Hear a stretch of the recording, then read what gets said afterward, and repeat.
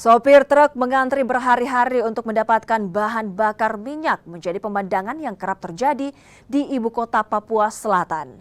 Warga berharap adanya aksi dari Satgas BBM untuk menuntaskan persoalan distribusi BBM. Sejumlah truk harus antri panjang di SPBU Parako untuk mengisi bahan bakar. Mereka bahkan ada yang harus antri hingga berhari-hari hanya untuk mendapatkan bahan bakar minyak. Kondisi ini juga menghambat supir untuk bekerja dan menurunkan pendapatan mereka.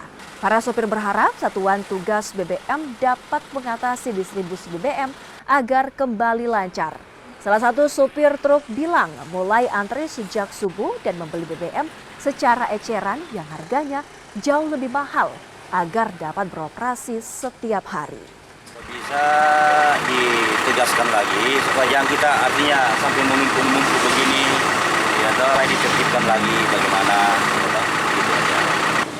Ya kita minta dari bawah pemerintah untuk ini saja tuh Mbak, untuk kasih kita kesempatan ini tuh. Kita kan di pelabuhan buat pakai saja tuh Mbak, kita bukan antri buat jual. Hari Kamis saya tidak dapat Mbak, sudah apa ya?